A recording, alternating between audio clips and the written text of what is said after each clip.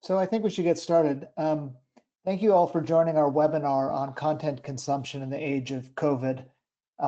There's several hundred of you on the call, and you've all inspired me to get out of my sweatpants and take a shower. So I thank you. My family thanks you. Sadly, our world's changed in the last several weeks, and not surprisingly, consumer behavior and content consumption has changed markedly as well. Today, we're going to show real data on how content consumption has changed and what that means for brand advertisers. We have a lot to cover, and we hope to cover all of this in about the next 30 minutes and answer all of your questions. After the call, we're going to send all participants a copy of the report. If you have specific brand-related questions about branded content in the new marketing environment, I encourage you to reach out to me or your Nativo rep. We're happy to share examples of brands that are doing it right and share specific ideas for your business. So here's today's agenda.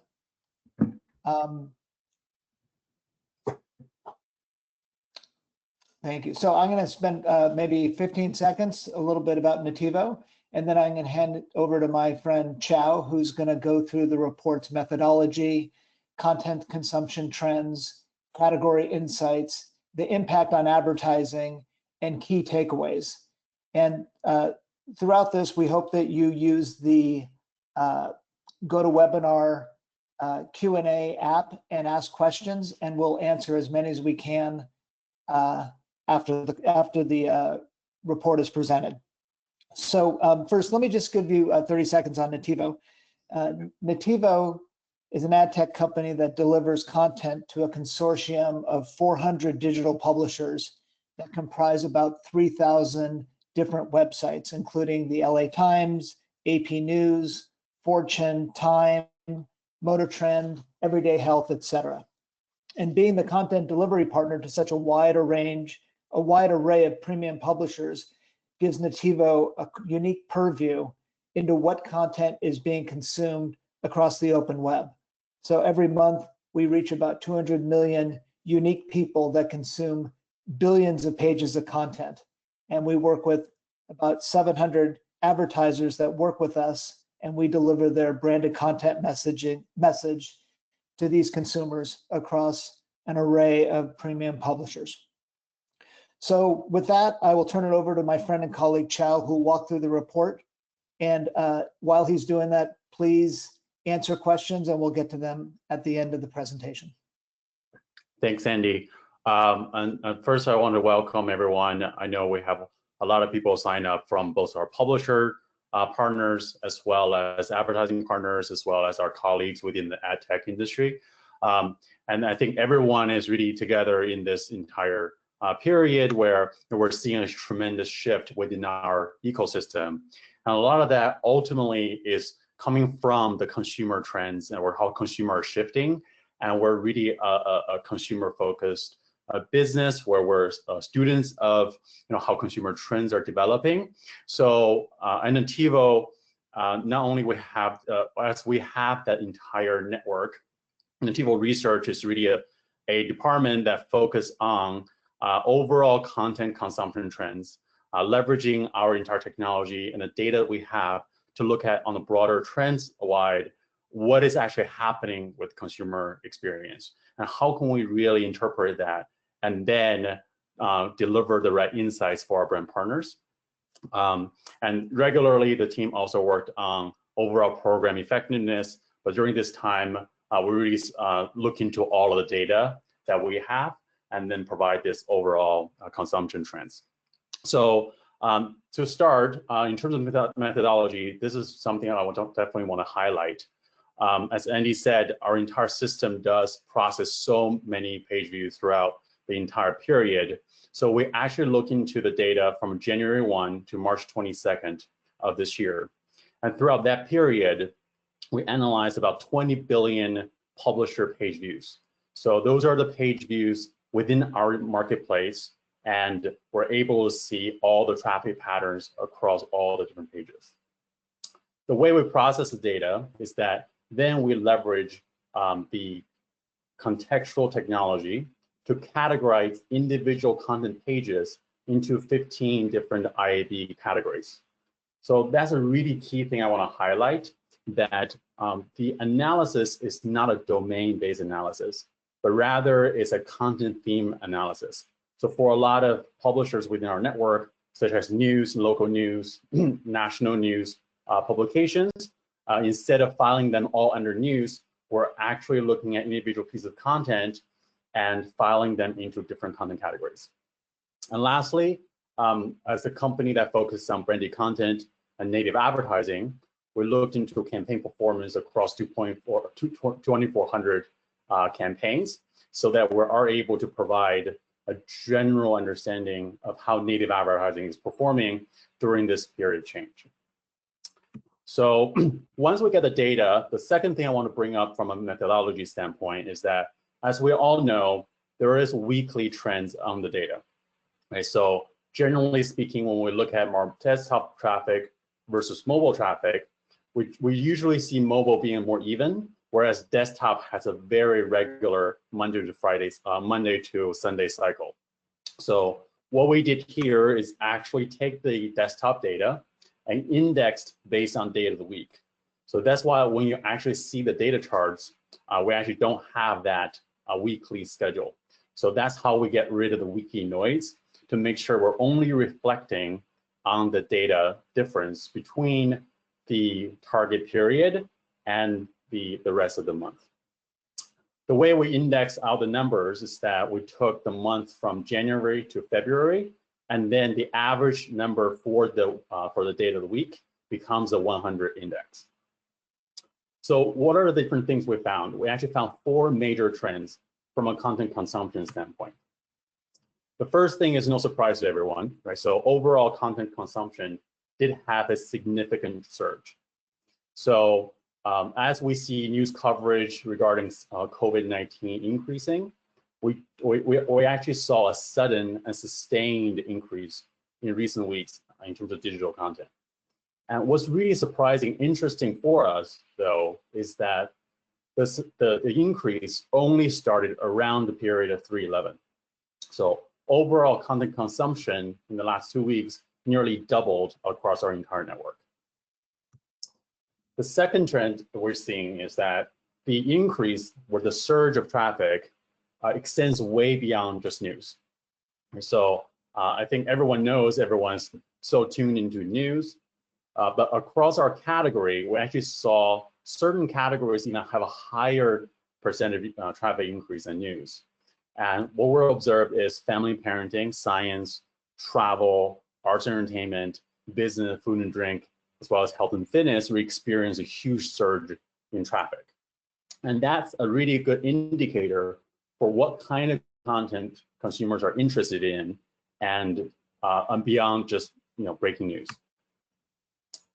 The third thing, which is also interesting, but I don't think across our entire ecosystem people talk a lot about, is that not only we're seeing the overall traffic increase, we also see certain category experiencing decline in terms of digital content. So here are several categories specifically around tech computing, style and fashion, and home and garden. Those are really the 3 categories where we actually saw a huge decrease in interest, and it's some trends to watch out for. And lastly, across our ecosystem, usually when we see an increase of supply, we do see a leveling of performance. However, during this period, specifically from a native advertising standpoint, we do see an increase in advertising engagement in both click-through rate as well as content engagement time. And we'll cover some of the, our interpretation of that, and what does this really mean for brands in this medium.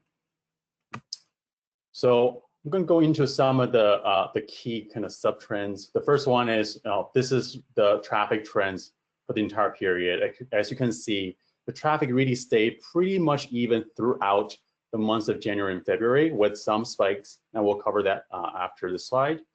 And we're really seeing a huge acceleration around 3/11. So that's the date that WHO declared coronavirus to be an epidemic, and Trump administration announced the policy to exclude certain foreign travel. So here's actually a list of certain trigger events, just to put that traffic surge into perspective. So the big traffic surge or tempo really that we saw on January 26th was really around Kobe Bryant's crash.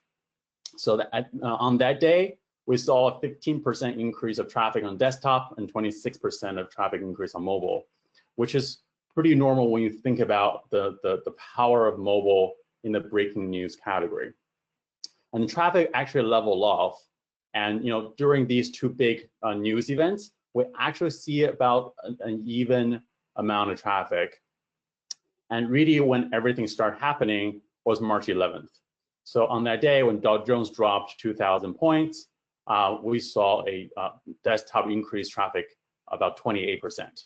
And this is a very interesting trend we're seeing, is that desktop right now has an increasing amount of traffic than mobile. And then, of course, from March 12th to March 15th, that's when we saw the entire huge traffic surge. The second point is really around what are the other categories of content also experiencing increased interest. So these are the index from the week of March 16th to 22 in terms compared to January and February period. So what's really what's something I really want to call out here is that the biggest traffic surge is actually, from a percentage standpoint, it's actually in the family and parenting category, right? So we all know that people are interested in the latest news, the latest counts, but really what consumers are tuning in on is, from a family and parenting standpoint, how do I deal with this as a family? How do I replan, my family plans? How do I deal with my kids at home, and those kind of information. And also we're seeing increase in interest in science, of course, health and fitness, business, especially as the market continue to shift, food and drink, and arts and entertainment.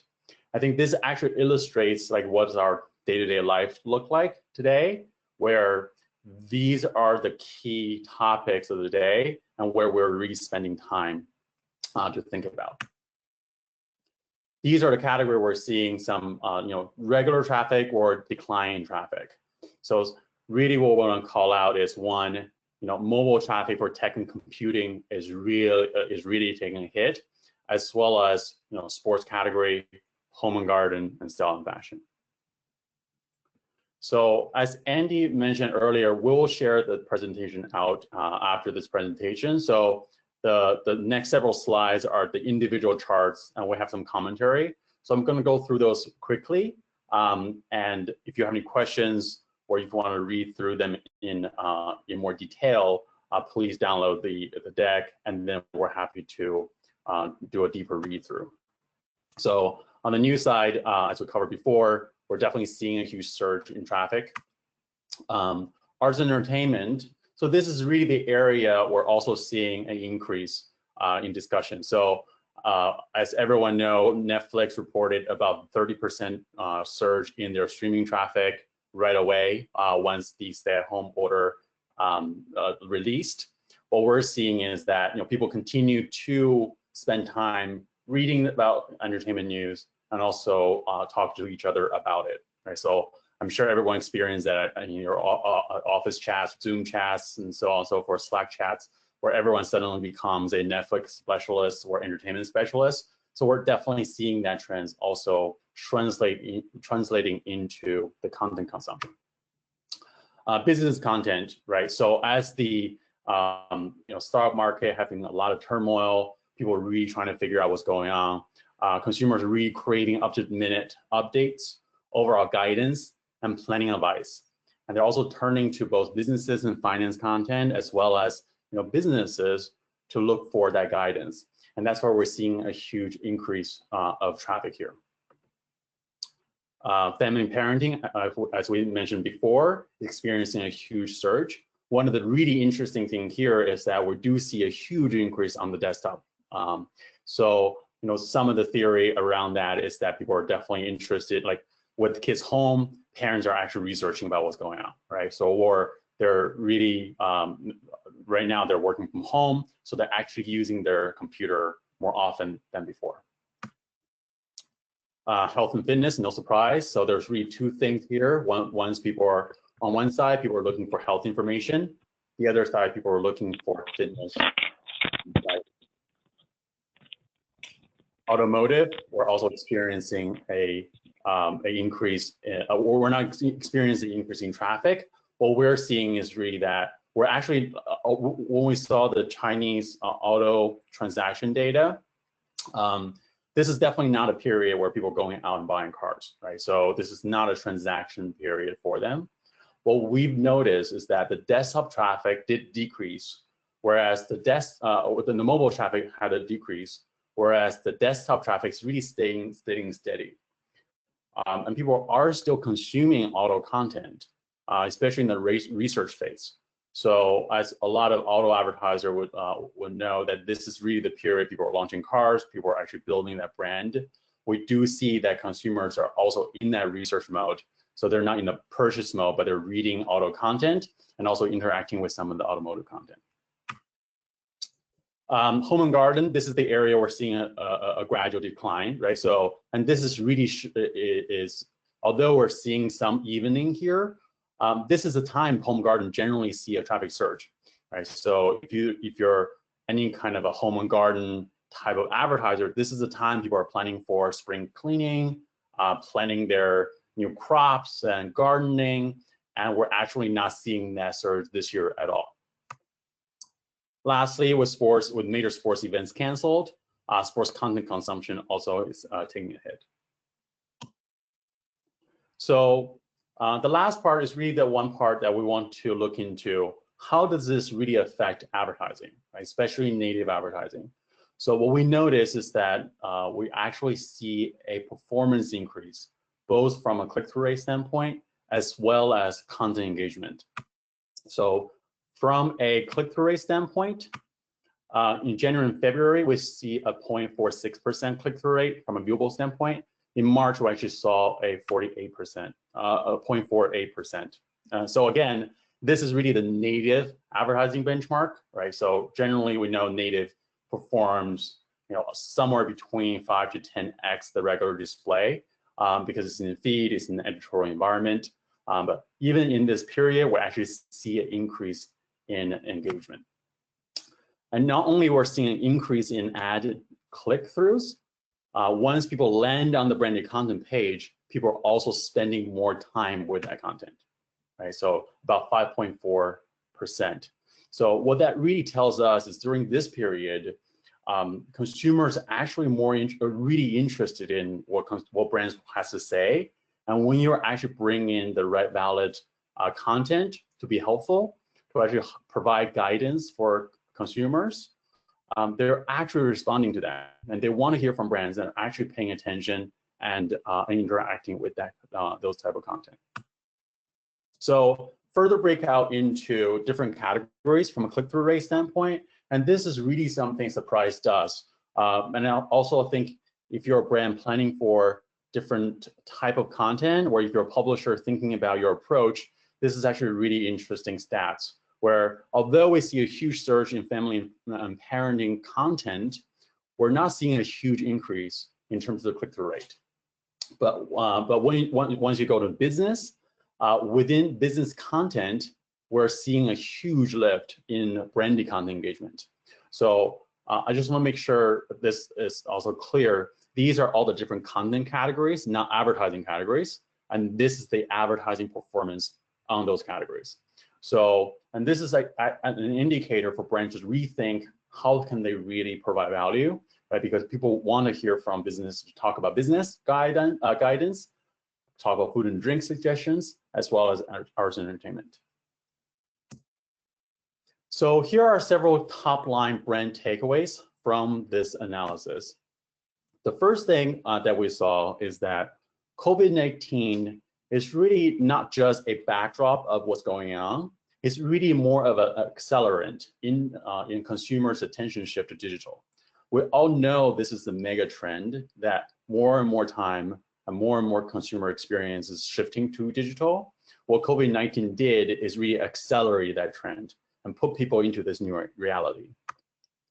The second thing we're seeing is that then the shelter-in-place mandate really has majorly impacted consumer digital behavior.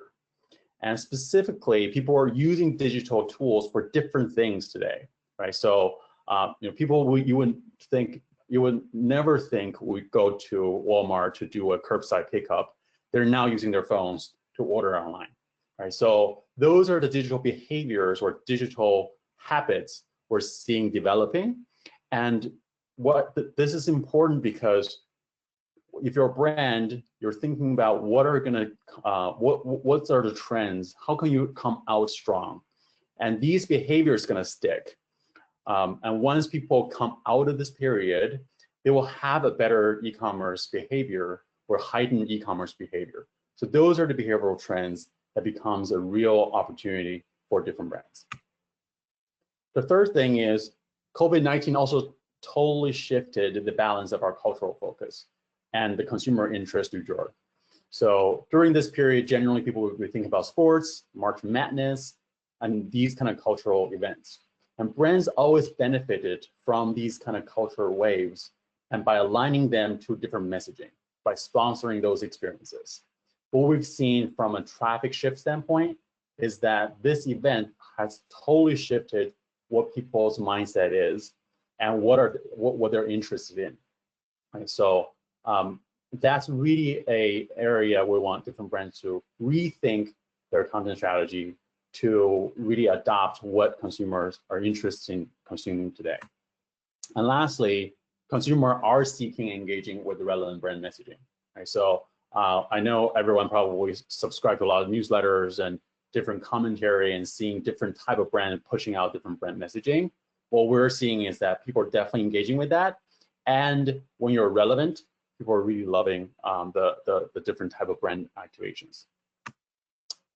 So from a pure strategy standpoint, so here are some top line strategy recommendations from those takeaways. The first is that no matter what, we want to encourage brands to focus on your core identity and mission. Right? So if your brand has nothing to do with COVID, don't push out COVID. You don't have to talk about COVID. Right? This is a time to really be pure about who you are and stand and really embrace that identity. We've definitely seen advertising fails where people feel like they have to talk about COVID, and then they're having a very strong reaction from consumers. The second thing is that this is a perfect time to review brand messaging to align with that consumer mindset and interest. Right? Trying to figure out what people are interested in reading and then creating advertising for that. And what that really does is this is the time period to provide value through advertising. And it's a time to really look at your budget from a budget mix standpoint to shift from promotions to brand building. There is a Q&A out from the InBev CMO this morning, believe on Digiday, and he mentioned this, which is brand need to get out of the advertising or promotion mindset. And this is the period to be helpful to actually think about the right story you want to tell that's part of your core identity, and then really build that brand experience. So 3 areas we recommend every brand to think through where you can actually provide value is these are the 3 areas people always going to spend time either in digital or something else. The first thing is communication, right? Every day we communicate with our colleagues, with our friends, through Facebook, through different tools, and through Zoom and different platforms. How can you as a brand provide value into communication? How can you make communication more interesting? Right? So I definitely heard different alcohol brands providing different type of happy hours. And what's even better is that on the B2B side, they could also partner with all the bars to offer free mixology classes online and then provide that interesting communication. I'm sure people are also looking into different filters, video chats, so on and so forth. How can you make communication more interesting during this period of isolation? The second thing is consumer always looking for information, right? So we all read news, we need to know what to do, we need information to plan, to think, to do different things. So how can you as a brand surface the right information that can be helpful for people to plan out their lives, right? So if you're a finance brand, you're providing finance, financial products. So how does those products help people today, right? So perhaps this is not the time to talk about second mortgage for home improvement, but rather how can you actually help them with their general mortgage payment, so on and so forth, or just refinancing. Third thing is entertainment, right? So entertainment is an escape from information and communication. So if you're a brand that heavy in entertainment as your core identity, this is the period to shine and still provide that level of escape for consumers, and that would be much appreciated. And last but not least, this is the time to review your call to action so that you're optimizing for e-commerce, right? So just make sure you look at your call to action instead of telling people to go to stores or find your local blank. This is a time to start looking at e-commerce tools, as well as encouraging people to adopt all the digital tools. So lastly, on my end, I want to make sure this is something like we want to do. I think helpful is always a keyword across our industry. So I listed out several additional resources that definitely encourage people to check out. There's some really amazing research across the industry. There's a webinar from Global Web Index, which has phenomenal global consumer survey-based research. Chartbeat has published some insights. ARF actually has the best, most brainy, lengthy research presentation. So that's definitely quite a read. Comscore has several insights around from their traffic panel standpoint. And lastly, from a creative standpoint, definitely encourage people to just go to Cannes Lion to check out their daily inspirations. It has been really amazing content. And of course, from a Nativo standpoint, follow our blog, newsletter, social channels. We do have several other vertical insight reads of this traffic report, as well as we're running different type of brand workshops for our clients and other folks. So if you want to go deeper from this report and then really want to talk about what we can do together, feel free to drop us a note, and really looking forward to hearing from you. Awesome. Thank you, Chao. And thanks to the people that are on and asking so many questions. So let me pose the first question from Richard Arnold, and this should go to you, Chao. How does the amount of time consumers spend with publisher content compare with their time engaging with streaming services and gaming, et cetera? And what's the best approach for connecting with these consumers? Great.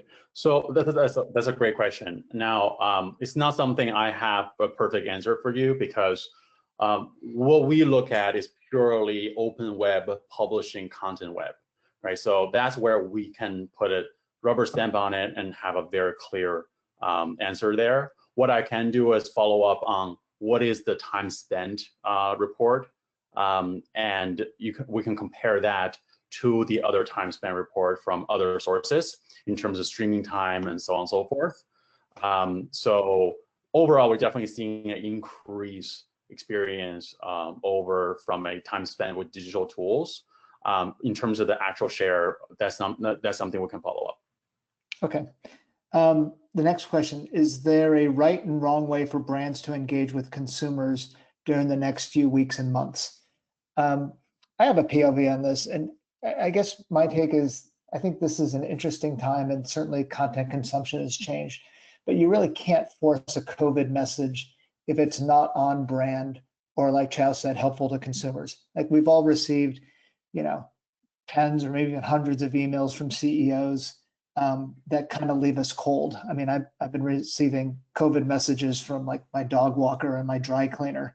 And so, like, I get it, COVID's a big thing, but what's in it for me? And when I look at the advertising that is aligned with the new environment and the brands that are doing it right, it's like Chao said, the message is respectful. It acknowledges the new environment. It's definitely on brand, and it's helpful to me. So I encourage you, I don't know if you've seen the Budweiser video that is just, it's tear-jerking. Guinness did another one that I thought was excellent. I'm a little bit scared because I keep referencing alcohol brands, and so maybe my day drinking has increased, or my attention to alcohol has increased. But Verizon's doing a great job. Verizon is talking about rolling out 5G, and nobody knows what it is, but they've aligned with first responders and medical personnel and making the message relevant and personal. So I like that. Next question. I think this is for you, Chad. How do you see traffic changing over the next few months? Is this going to be staying high, or do we see it tapering off in the weeks ahead? Yep, so that's a great question. So on our side, first of all, we're going to essentially take a bi-weekly approach here in terms of the follow-up reports. We're definitely going to see a traffic coming back to normal or regression to means from a news surge standpoint. And the one thing we're really looking for is whether certain categories we're going to have a huge recovery, right? So and then really what kind of consumer behavior is going to stick, and those are really the key things. Like, for instance, would home and garden get a huge lift, in mid-April down to May, or perhaps June when everything's gonna go over? Like, those are the things we're really looking into. We do think that after this, consumer digital habits would stay higher than before, which means if you're a digital publisher or if you're an advertiser, you do want to rethink your overall media mix and your overall traffic pattern. I do think if we compare, let's say, July traffic this year compared to July traffic last year, we're going to see a annual year-over-year increase that's higher than expected. Okay, I have another question here. It's clear we're in an economic recession reminiscent or worse than 2008. What advice do you have for brands in light of the current economic situation outside of the public health crisis? That's a really interesting question. And what we've seen is when the crisis first started, a lot of brands paused and rethunk their messaging, and then they're going out with new appropriate messaging. And it's obviously a scary time, and by all indications, I think advertising is going to take a hit in Q2 and maybe beyond. But I always think back to business school, and many of us have studied Harvard business case studies about brands that invest in times of a crisis and building equity and grabbing market share when others are retrenching. And so obviously that's a brand's personal decision, but if history is any indication, history favors the bold. And if you have relevant messaging and you can help consumers, it could be an opportune time to take mind share and take market share. Yep, and then I'll add to that too. I think a lot of brands are smart to hit a pause and make sure you're being sensitive about the time and look at your creative first. So we're definitely experiencing a lot of that. And my whole team, we have a content studio team as well as media team, is definitely working with those clients to review their messaging and make sure those are actually appropriate during this period of time. We're definitely seeing some of these messaging gets shifted from a time standpoint, right? So people are still scheduling those type of product launches or different messaging because business eventually going to come back. But they are shifting the launch date, they're shifting the way they're doing it. So there's definitely that. The second thing, I think smart brands really using this period to, one, focus on their core, second, really observe what's really changing on the consumer behavior side. Right, so I've actually met a lot of different CPG brands, and they're actually looking into this is a good time to plan for a D2C launch because they know a lot of the mom and pop D2C shops, they don't have the cash reserve to go through this entire business period, and they know people are going to go more e-commerce. So this is actually a good time for them to start planning. So instead of launching anything, this is the time to plant the seed. So they're planning their overall e-commerce strategy. They're getting ready for their D2C business. And I think once we get out of the nadir of this this period, we're going to see some of the traditional brands really embracing digital and come out with those kind of tools. Okay, and I think great. that's a really strategy. Okay, I think we have time for a few more questions. One from Tom Stoller. When there is a decrease in mobile use for content, should content be tailored visually for desktop?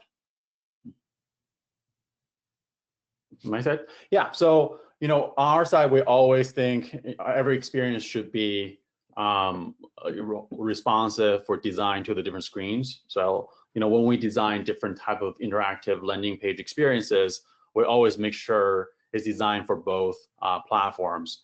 The only other thing I think to just build on your point around the design is that what we actually notice is desktop and mobile still have different type of specific user behaviors, where although people are moving more towards mobile from a commerce standpoint, when people are doing like deep research, they still prefer desktop and interacting with more content.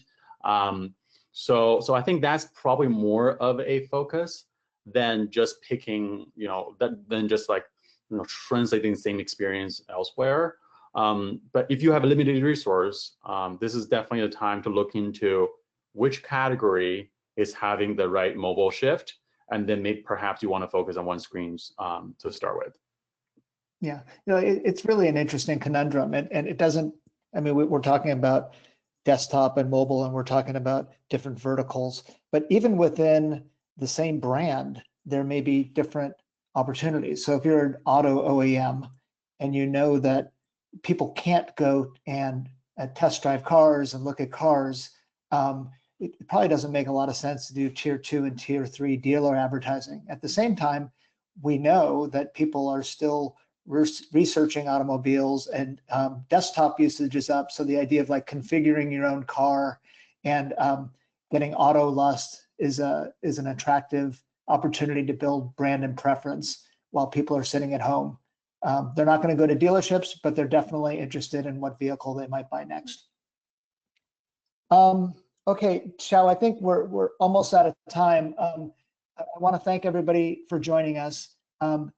There's a lot of additional questions that we'll do our best to answer in a follow-up.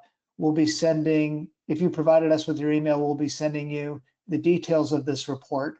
And if you have any specific questions, feel free to reach out to your Nativo representative, or you can reach me at andyw@nativo.com.